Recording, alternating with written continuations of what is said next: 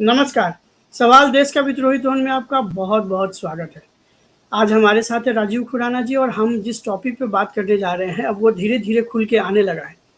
George Soros का नाम शायद आपने सुना होगा, ये एक इंटरनेशनल चैरिटी फर्म्स चलाते हैं, साथ में इनके कई सारे बैंकिंग फर्म्स हैं, इसके अलावा ये बहुत बड़े बिलियनियर हैं और वर्ल्ड वाइड इनका पॉलिटिकल कहीं न कहीं कुछ न कुछ हस्तक्षेप रहता है।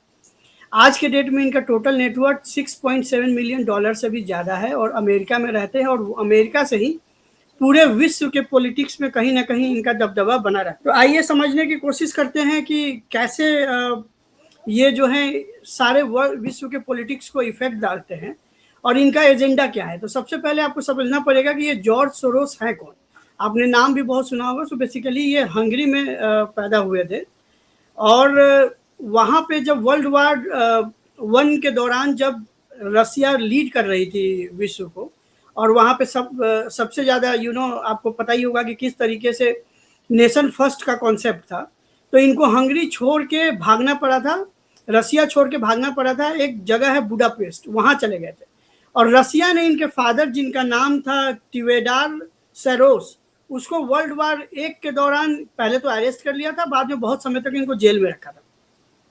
बाद में ये पढ़ाई करने के लिए लंदन स्कूल ऑफ इकोनॉमिक्स आ गए थे और यहाँ पे इकोनॉमिक्स में इन्होंने पढ़ाई करी और पढ़ाई करने के बाद इन्होंने काफ़ी सारे बिजनेस किए हैं और काफ़ी सक्सेसफुल रहे, काफ़ी पैसा भी कमाया और इन्होंने काफ़ी सारे बैंक्स भी खोले और आज के डेट में जो इनका टोटल नेटवर्थ है 6.7, उसमें से लगभग 50% इन्होंने अपने एक एनजीओ को दान दिया हुआ है।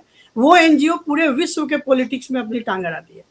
अब ये किस तरह के देश को और किस तरह के नेता को टारगेट करते हैं, क्योंकि बचपन में जिस तरीके से नेशन फर्स्ट के कॉन्सेप्ट की वजह से जॉर्ज सोरोस को अपना घर छोड़ना पड़ा था, अपना परिवार छोड़ना पड़ा था, इसके फादर को बहुत लंबे समय तक जेल में रहना पड़ा था। तो ऐसे किसी भी सरकार के खिलाफ है। इसका किसी धर्म से कोई लेना देना नहीं है। ये किसी धर्म को सपोर्ट नहीं करते हैं, ना किसी टेररिज्म को सपोर्ट करते हैं। ये उस सारे नेता को और उस सारे कंट्री को के खिलाफ है, उन पार्टियों के खिलाफ है जो अपने देश में नेशन फर्स्ट का कॉन्सेप्ट लेकर चलते हैं। फॉर एग्जाम्पल, आपने अमेरिका में देखा होगा कि जॉय बाइडन जो है वो कौन है। जॉय बाइडन को क्यों इतना वोट मिला, जॉय बाइडन को इतना सपोर्ट कहाँ से मिला, जबकि तय था कि डोनाल्ड ट्रंप का सेकेंड टाइम भी सरकार बननी थी। लेकिन चूंकि डोनाल्ड ट्रंप ने एक नारा दिया था अमेरिका फर्स्ट, तो जॉर्ज सोरोस ने उसको हराने के लिए पूरी ताकत लगा दिया। उसी तरीके से अगर आप रसिया के राष्ट्रपति को देखें तो रसिया के राष्ट्रपति पुतिन को हराने के लिए जॉर्ज सोरोस ने पूरी ताकत लगाता है वो, और जॉर्ज सोरोस की ऑर्गेनाइजेशन और कंपनी रसिया में बैन है। उसी तरीके से अगर आप इजराइल की बात करें तो इजराइल भी नेशन फर्स्ट के कॉन्सेप्ट पे चलता है। तो इजराइल में भी जो नेतन्याहू हो उसको हटाने के लिए जॉर्ज सोरोस ने काफ़ी खर्च किए, काफ़ी फंडिंग किया। सेम वे में जब आप मोदी जी की बात करते हैं तो मोदी जी भी सेम कॉन्सेप्ट पे चलते हैं, नेशन फर्स्ट के कॉन्सेप्ट में। और यही इसकी सबसे बड़ी समस्या, ये चाहता है कि किसी भी देश में किसी भी तरह के कॉन्सेप्ट को मारा ना जाए। जैसे हमारे देश में हम टुकड़े टुकड़े गैंग का सपोर्ट नहीं करते, हमें लगता है कि ये देशद्रोही है, या जिस तरीके से जम्मू कश्मीर में अलगाववादी काम करते हैं हम उसको नहीं अप्रिशिएट करते। लेकिन जॉर्ज सोरोस कहता है कि देश में ऐसे लोगों की, ऐसे संस्थानों की भी जगह होनी चाहिए।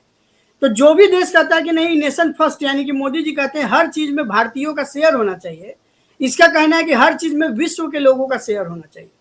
तो इसी पे आज बात करते हैं। वैसे इसने 2 बार शादी किया, एक ही औरत से, दोनों बार इसकी तलाक हो गई थी, 5 बच्चे भी हैं। लेकिन इसका पूरा फोकस है कि वर्ल्ड में कहाँ पे ये अस्थिरता ला सकता है, कहाँ कहाँ पे ये सरकारें गिरा सकता है। तो अब इस पर डिटेल में बात करते हैं। मैंने थोड़ा सा जॉर्ज सोरोस के बारे में आपको समझाने की कोशिश किया लेमैन में। अब राजीव खुराना जी बताएंगे कि चूंकि इंटरनेशनल एक्सपर्ट्स हैं, अमेरिका में भी काफ़ी समय बिताते हैं। तो राजीव जी, क्या इसके अलावा जो मैंने आपको बताया जॉर्ज सोरोस के बारे में आप क्या बताना चाहते हैं, उसका क्या इंटरेस्ट है, फिर हम इंडिया के पॉलिटिक्स में और इस चुनाव के बारे में बात करेंगे। देखिए, ये शख्स हर उस बाउंड्री के खिलाफ है जो किसी को किसी दायरे में बांधता है। ये किसी क्लोज बाउंड्री, क्लोज सोसाइटी के अगेंस्ट है। दैट्स वाई इसने अपनी जो उसका नाम रखा है ओपन सोसाइटी। ओपन सोसाइटी का मतलब जिसमें कोई बाउंड्रीज नहीं है, पूरा वर्ल्ड, पूरा जो ब्रह्मांड है वो एक है, उसके अंदर जितने लोग हैं सब एक हैं, चाहे वैचारिक मतभेद हो चाहे नहीं हो। अब समस्या कहाँ शुरू होती है, इसके पास है पैसा। इसने अपनी जितनी 6.7 बिलियन जो आपने डॉलर्स की वर्थ बताई है, उसमें $32 इसलिए रखे हैं कि वो हर एस्टेब्लिशमेंट, हर नेशनलिस्ट पार्टी या गवर्नमेंट के अगेंस्ट वर्क करता है, जो कहीं भी अपने कंट्री की सेक के लिए किसी दुश्मन कंट्री को या दुश्मनों को टॉर्चर करती है या साइडलाइन करती है, ये उनकी फेवर में खड़ा होता है। ये जो क्लोज सोसाइटी एक कंट्री की होती है, ये ओपन सोसाइटी सबकी बात करता है, जिसमें कोई बैरियर नहीं है, कोई बाउंड्री नहीं है। अब प्रॉब्लम क्या है, ये जो फंड है, मेन चीज क्या होती है फंड की, ये फंड गिवर है, ये फंड गिवर है किसी भी को भी, तो सबको चाहिए फंड।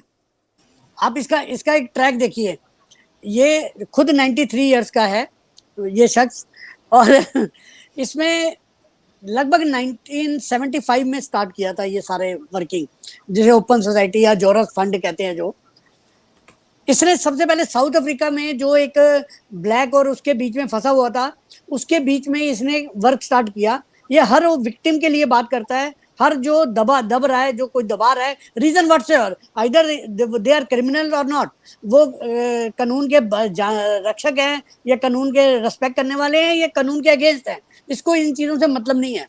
अब आते साउथ अफ्रीका में स्टार्ट किए ये कहीं इसने 1979 से एक्टिव पार्टिसिपेशन स्टार्ट किया, क्योंकि फंड किया इसने लगभग आज की डेट में ये 1700 कुछ एनजीओ को फंड करता है, और लोग भी इसको फंड करते हैं। इंडिया में भी कई लोग हैं जो इसको फंड कर रहे हैं। ये वापस उन्हीं फंड को डिफरेंट उसमें लगाता है। इसका मेन जो इसने स्टार्ट किया था 75 में, उसमें जस्टिस, डेमोक्रेसी और ह्यूमन राइट्स, यहाँ से शुरू किया था। यहाँ से शुरू करते करते वो रशिया, पोलैंड उसमें आ गया। वो फिर स्टूडेंट्स को स्कॉलरशिप देना शुरू किया। 1991 में पहली बार इसने 100 स्टूडेंट्स को एक एक्सपेरिमेंट किया, उसको स्कॉलरशिप दी, और 1500 इंटरनेशनल स्टूडेंट्स को उनको ओपन सोसाइटी के बारे में बताया कि पूरा वर्ल्ड है, ये कोई आपकी बाउंड्रीज नहीं है, कुछ नहीं है, आप किसी उसमें ना आइए, किसी विचारधारा में, किसी रिलीजन उसमें ना आइए। वो करते करते करते करते ये वियना में इसने बेस बनाया पहले अपनी एनजीओ का। बिजनेस तो ये करता रहा, बाद में यूएस शिफ्ट हो गया, जैसा आपने बताया, यूके से फिर यूएस आ गया। आज की डेट में इसके बाद दोनों सिटीजन है, वहां की भी है और वहां की भी है। तो प्रॉब्लम क्या है, फिर इसने 91 में ये काम किया करके 92 में ये आर्ट्स में आ गया, आर्ट्स में देना। फिर ये बेसिक कम्युनिटी में आ गया कि किसी को क्या बेसिक चाहिए, किसी को जो एनजीओ कुछ डिमांड करते रही है, उस हिसाब से अपनी प्रायोरिटीज चेंज करते रहे। आज करते करते ये पॉलिटिकल उसमें भी आ गए, म्यांमार के उसमें एंटर किए, रशिया और उसमें एंटर किए, यूक्रेन को सपोर्ट किया, 99 में इंडोनेशिया और उस पर किया, वियतनाम को किया। ये करते करते आज अब आते हैं ये अर्थक्वेक, फ्लड, इन पे आना। शुरुआत हमारे, हम जो इफेक्टिव हैं इनसे, या हमारा जो कंसर्न है, वो शुरू होता है हमारा 2005 से। 2005 में पाकिस्तान से को फंड देना शुरू किया इसने, पहले अफगानिस्तान को भी दिया, लेकिन 2005 में जो पाकिस्तान को पैसा आया लगभग 300 करोड़ उस समय 2005 में, वहां से प्रॉब्लम शुरू हुई। पाकिस्तान हमेशा फंड का मिसयूज करने में मास्टर रहा है, तो उसको बूस्टअप मिल गया, वो उसको हमारे अगेंस्ट यूज करना शुरू कर दिया, जिससे वो एंटी इंडिया एस्टेब्लिशमेंट की शुरुआत होगी 2005 से। और इधर प्लस ये हुआ कि इधर मोदी जी आगे, एक नेशनलिस्ट आगे, तो वो वैसे ही किसी भी नेशनलिस्ट गवर्नमेंट के हमेशा अगेंस्ट होता है। यहाँ से शुरुआत होती है हमारा जो इंडिया का या हमारा जो कंसर्न है, वो शुरू होता है यहाँ से। ठीक है, फिर सत्यप्रकाश जी आपका स्वागत है। हाईकोर्ट के लॉयर हैं, इंडिपेंडेंट प्रवक्ता हैं। अभी हम लोग जॉर्ज सोरोस के बारे में बात कर रहे थे, तो जो पहले अभी हम यही बात कर रहे थे कि आप जॉर्ज सोरोस के बारे में क्या जानते हैं, फिर हम उसका इंडियन पॉलिटिक्स में क्या हो रहा है उस पर बात करेंगे। देखिए, जॉर्ज सोरोस के बारे में ये है, 2 फाउंडेशन चलाते हैं, और ये आज पहली बार उन्होंने हिंदुस्तान के खिलाफ कोई बात कही है, वो नहीं है। इसके बारे में ये भी कहा जाता है कि वो खास करके जो एशियन कंट्री है, जैसे भारत, चीन, पाकिस्तान, श्रीलंका, इन सब देशों में इवन रसिया में ये डिस्टर्बेंस क्रिएट करने के लिए फंडिंग करते हैं। और रसिया ने तो, आपको याद होगा कि 2023 में ही और एक बहुत बड़ी खबर छपी थी, तो रशिया ने ये आरोप लगाया था कि जॉर्ज सोरोस जो है वो जानबूझ के रसिया की पॉलिटिक्स में इंटरफेरेंस करने के लिए, और रसिया और यूक्रेन के बीच जो वार चल रही है, तो उसमें जॉर्ज सोरोस ने ये आरोप लगाया था और ये बात दावा भी किया था कि रसिया का पतन हो जाएगा, रसिया जो है डिवाइड हो जाएगा, और रूस के जो राष्ट्रपति हैं पुतिन, उनके खिलाफ वहाँ जनता में आक्रोश होगा। और बहुत और वही नहीं, आपको याद होगा कि 2023 में ही जो फॉरेन मिनिस्टर है एस जयशंकर ने, उन्होंने ये कहा कि जॉर्ज सोरोस एक सन की किस्म का है और जहाँ जहाँ पूरे विश्व में लोकतंत्र है वहाँ डिस्टरबेंस क्रिएट करने के लिए ये फंडिंग करते हैं। और इन्होंने अपना एक इंस्टीट्यूट बना रखा है और जो 2 संस्थाएं हैं इनकी, उन संस्थाओं के माध्यम से ये फंडिंग करते हैं और फंडिंग वैसे आउटफिट्स को करते हैं जो डेमोक्रेसी में डिस्टरबेंस क्रिएट करें। जी ठीक है, तो आते हैं अब मूल प्रश्न पे। अभी रसिया के फॉरेन मिनिस्ट्री ने एक स्टेटमेंट दिया है कि जॉर्ज सोरोस ने कोई बड़ा अमाउंट मोदी जी को हराने के लिए 2024 के इलेक्शन में खर्च करने की तैयारी की थी इंडिया में, और उसने पूरी कोशिश करी है। और इसके लिए जो अब खुल के सामने आ रहा है कि जैसे एक रिपोर्ट आया इलेक्शन के दौरान कि भारत में प्रेस की आज़ादी नहीं है, उसके ऊपर एक रिपोर्ट आ गया। इसके अलावा कई सारे फॉरेन न्यूज़पेपर में जो है मोदी जी के खिलाफ और अलग तरीके से लोकतंत्र और भारत का संविधान खतरे में है, इस तरीके के आर्टिकल्स छापे गए। अचानक से जो है इंटरनेशनल मार्केट में मोदी जी के खिलाफ एक कैंपेन चालू किया गया। यहाँ तक ये कहा जा रहा है कि अयोध्या में चाइना और जॉर्ज सोरोस के बहुत सारे पैसे लगे बीजेपी को हराने के लिए। तो ये सब जो खबरें छन के आ रही है, इसमें कितनी सच्चाई है?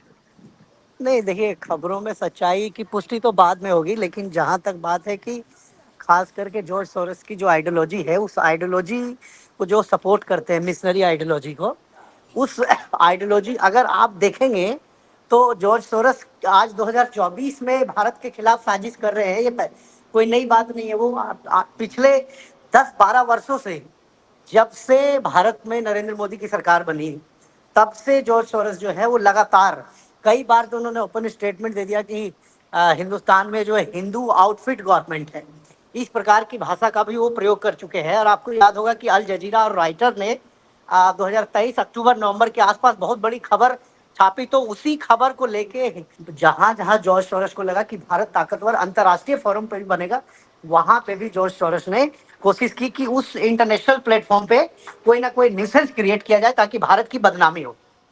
जी ठीक है, खुराना साहब।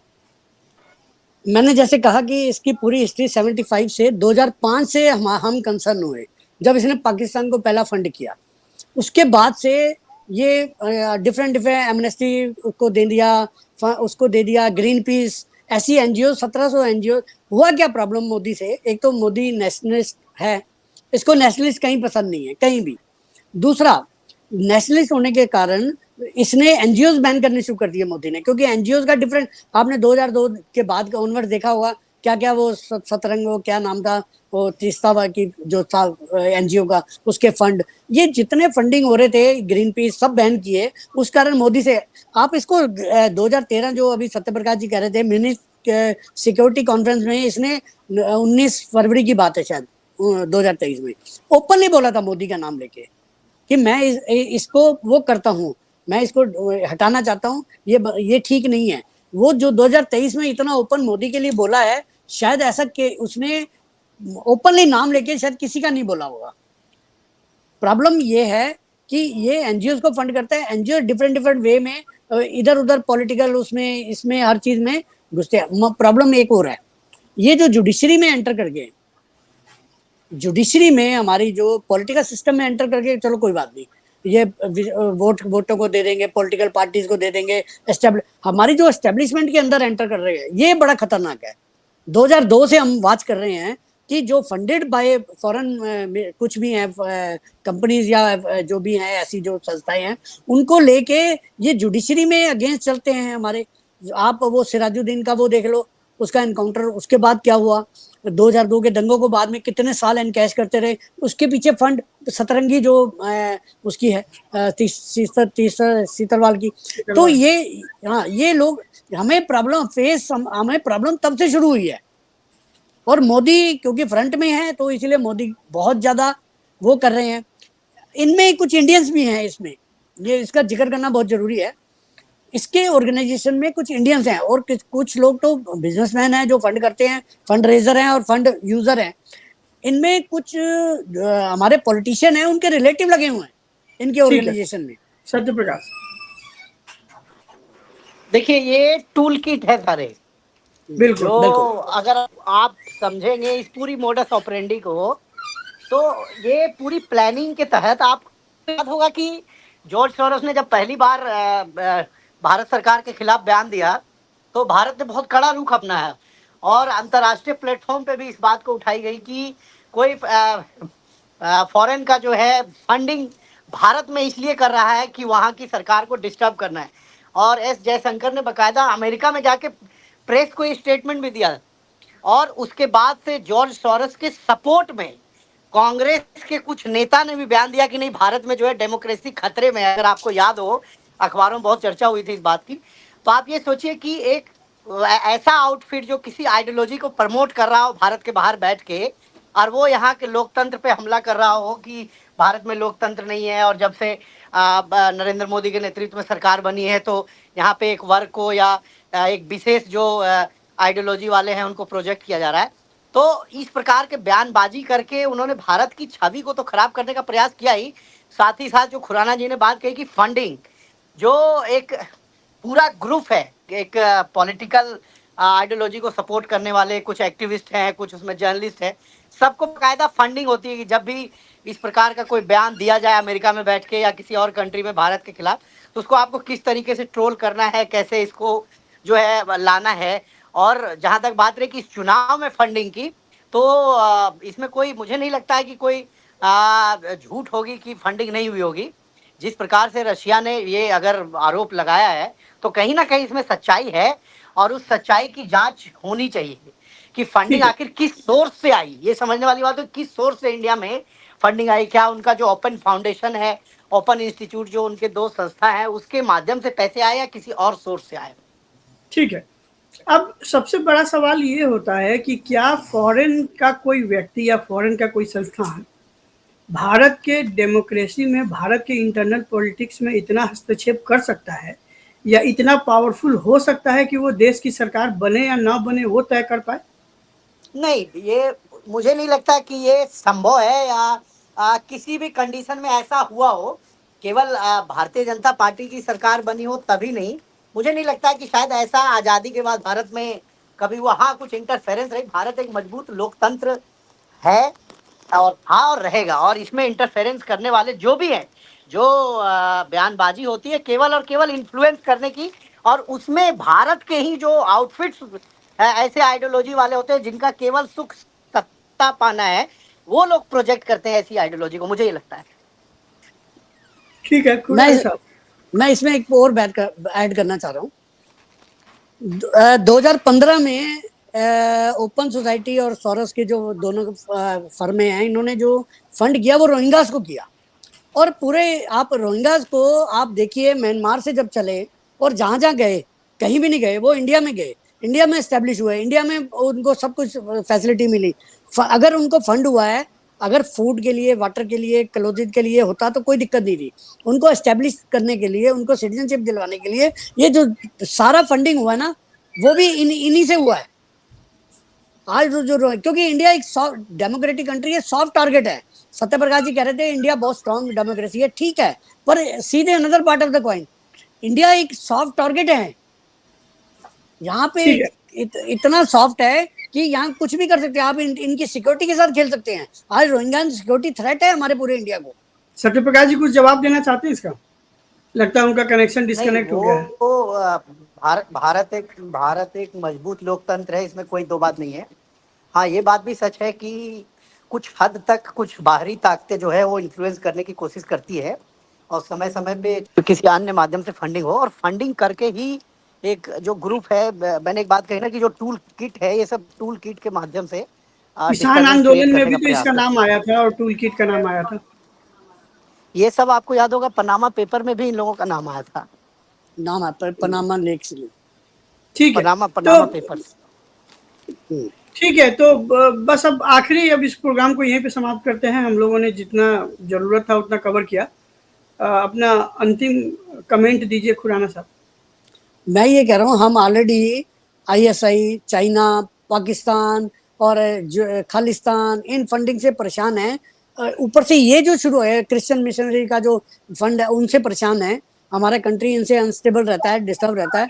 ये जो सोरोस की फंडिंग है, इससे ये एक और प्लस हो गया ये हमारे अगेंस्ट इतना बड़ा थ्रेट है कि हमें इसको मल्टी लेवल पे जाके इसकी जड़ों तक, जो इंडियन बीच में इन्वॉल्व हो रहे हैं और जो बिल्कुल। पैसे के लिए हमारे बिजनेसमैन इन्वॉल्व हैं, उनको इनसे अलग करना पड़ेगा। जो हमारे जो पॉलिटिकल लीडर्स हैं, उनके जो बच्चे और भाई भतीजे इनमें जॉब कर रहे हैं, अच्छी सैलरियों पे हैं, उनको अलग करना पड़ेगा। ठीक तो है, इनकी सत्यप्रकाश जड़ें जी आपका टूटेंगी। Closing comment. देखिए, ये चुनाव के समय ऐसी ताकतें जो है हमेशा रहती है, और अगर ये आरोप लगा है तो इसकी सच्चाई क्या है ये तो आने वाला वक्त बताएगा। लेकिन फिलहाल ये तो तय हो गया कि 2024 के चुनाव में बाहरी ताकतों ने अपना प्रभाव डालने का प्रयास किया। और बहुत हद तक जी मुझे लगता है सक्सेसफुल भी रहा है। हाँ, सक्सेसफुल रहा। ठीक है, तो दोस्तों इसी के साथ आज का ये प्रोग्राम समाप्त करते हैं। जैसा कि बड़े बड़े एक्सपर्ट्स ने कहा है कि अगला वर्ल्ड वार जो होने वाला है वो किसी बंदूक से, किसी बम से नहीं होने वाला है, वो होने वाला है इंफॉर्मेशन वार से। आपके मोबाइल में, आपके दिमाग में, आपके टीवी में, आपके स्क्रीन पे इतने सारे चीज़ें आपके सामने रख दिया जाएगा कि आप उसी में कंफ्यूज हो जाएंगे, और क्या सच है और क्या झूठ है कि बीच में आप डिसीजन नहीं ले पाएंगे, और जब तक आपको बातें समझ आएगी तब तक बहुत देर हो चुका रहेगा। तो जो इंफॉर्मेशन वार है उससे हमें ही सावधान रहने की ज़रूरत है। और जॉर्ज सोरोस जैसे लोग हैं, ये कभी गोली चलाने नहीं आएंगे, कभी बम चलाने नहीं आएंगे। ये ऐसे लोगों को फंडिंग करेंगे जो गलत गलत इंफॉर्मेशन आपके दिमाग में डालेंगे। जैसे भारत में ही अगर सच बोला जाए या कोई सही डेटा दिया जाए या कोई सही न्यूज़ को पहुंचाया जाए तो उसको गोदी मीडिया का नाम दिया जाता है। और जितने भी सरकार विरोधी लोग हैं जो आधा गिलास को खाली या आधा गिलास को भरा हुआ बता के उसको गलत तरीके से रिप्रेजेंट करते हैं, डेटा का गलत इंटरप्रिटेशन करते हैं, और वो अपने आप को सच्चा मीडिया बताते हैं, और कई बार माफ़ी मांग चुके हैं मुस्लिम लड़के को हिंदी नाम बताने के लिए, आतंकवादी को प्रिंसिपल का बेटा बताने के लिए, और कई तरीके से किसान आंदोलन में भी जिस तरीके से उनकी भूमिका रही, या आपने शाहीन बाग आंदोलन भी देखा, उसमें भी जिस तरीके से इंडिपेंडेंट पत्रकार जो अपने आप को बहुत ही ईमानदार पत्रकार बताते हैं, उनकी जिस तरीके से इन लोगों की भूमिका रही है लोगों को भड़काने में और देश का नुकसान करने में, क्योंकि इनको पहलवानों में भी, पहलवानों वाले आंदोलन में भी, पहलवान वाले आंदोलन में भी इन्होंने पूरा जो है इंफॉर्मेशन सिस्टम का इस्तेमाल किया। तो चलिए इसी के साथ हम आपसे यही चाहते हैं कि सावधान रहें, अपना दिमाग का इस्तेमाल करें, और फिर हम किसी नए टॉपिक के साथ आपसे मिलेंगे। तब तक के लिए नमस्कार, थैंक यू।